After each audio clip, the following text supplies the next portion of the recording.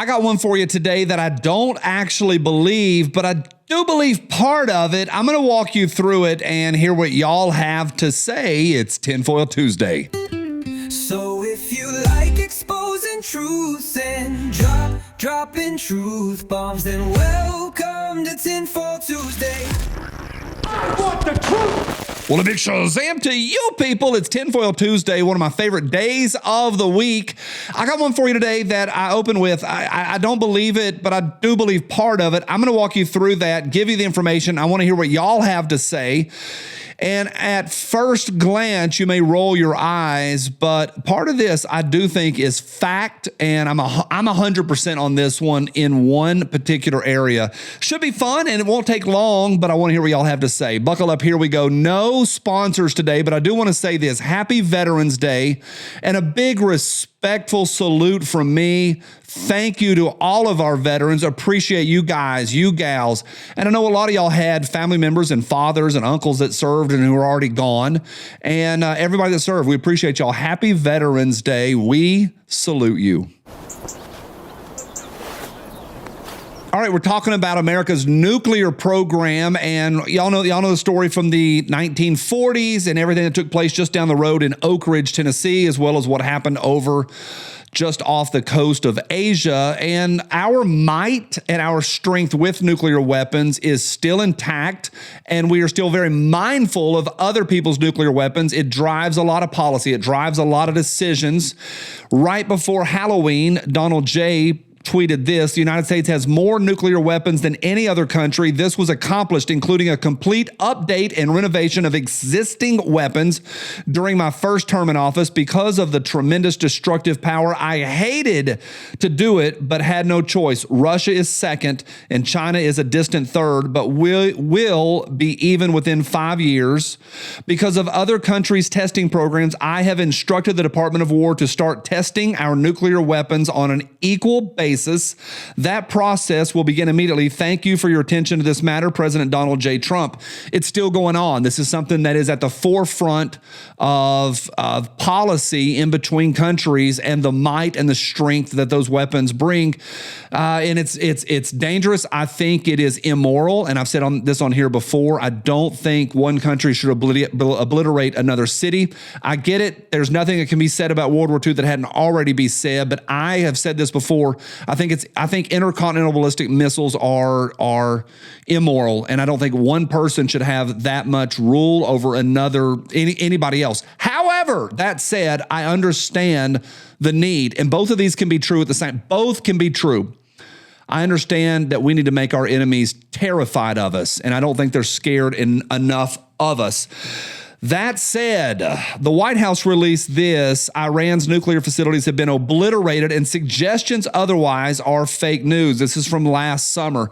Anytime you mention nuclear weapons, there's going to be a cloud of conspiracy around it, because a lot of folks don't believe we actually have them. They believe the entire teapot operation was fake. They believe everything about Big Boy and Fat Boy and Little Boy, or whatever they're called, was fake. They believe the entire thing, and that atomic weapons are not possible, or nuclear weapons are not possible. Maybe that's a story for another day, but anytime you get into tinfoil circles, you're going to see that.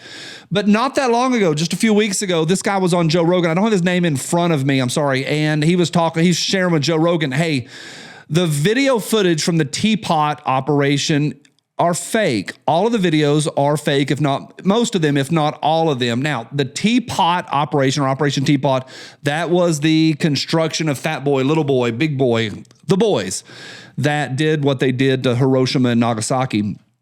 And maybe other places, we're not 100% sure, but there's a lot of footage that was released by the War Department back then, and a lot of it was, my opinion, part of Cold War propaganda over the decades. And folks have looked at this footage, and a lot of folks have determined that it's certainly fake.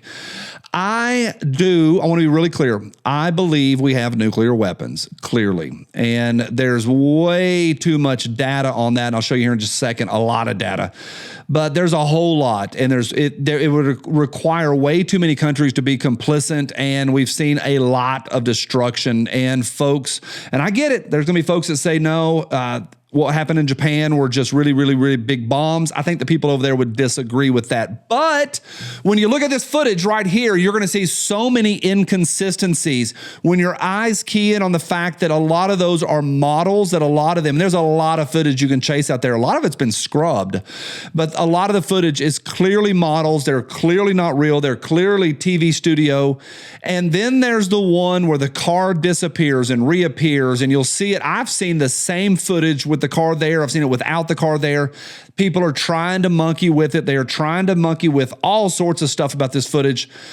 I believe this, and this is you can chase it and believe what you want. I think a lot of the footage was fake, not the program, the footage and showing visually the destructive power.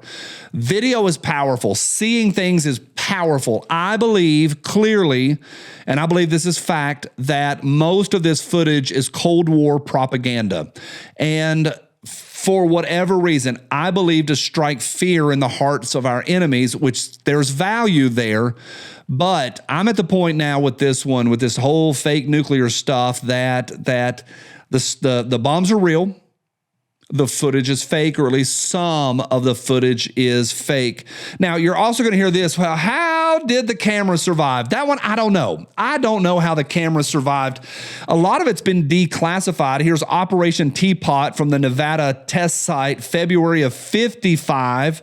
This is hard Cold War, right smack, early beginning, but it's still in the middle of the Cold War. Cold War is well underway. And in these declassified documents, you can see the concrete-filled boxes that they put all the electronics in, and they stabilized them. So you can chase that and see what you think. Those of y'all that have an engineering background, you may really enjoy that. Super easy to find online. Plus, some of the houses that were kapowed in those videos are still there. Some of them are real size. I don't think all of them were miniatures, but I think some of them were clearly still there, and I think some of them clearly went through some sort of explosion. I think just some of that really high resolution, slow-mo, all the dust coming off everything, I think it's theatrical at best. Next, here are all of the weapons that we know about that have been tested over the decades. We've done 1,000 tests between 45 and 92.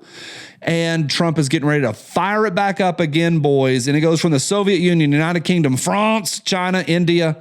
And since the CTBT was open for signature in 96, 10 nuclear tests have been conducted. There was some signatures put on a piece of paper that said, hey, we ain't doing that no more. We're destroying the earth with fallout and all that nonsense. India's done 2, Pakistan 2, and the Democratic People's Republic of Korea conducted tests in 6, 9, 13, 16, and 17. Watch out, though. The AP is in the middle of it. Next, nuclear weapons are real, contrary to conspiracy theory about archival test footage. So don't listen to what Johnny says. The AP says all of that test footage is real. There's a lot of stuff out there about this. Tinfoil and a lot of different news agencies are battling this. I saw people that are chasing it on AI saying, hey, if we launch these things in 45 and we had that capability in 1945, how 80 years later, we're still not lighting them off? And I think it was ChatGPT said, we're very, very lucky. It gets fishy. There is some tinfoil here. I do think the weapons exist, but I think that footage is fake. Let me know what you think right down below. See you tomorrow on Hump Wednesday. Welcome to Tinfoil Tuesday. We hope you sing along.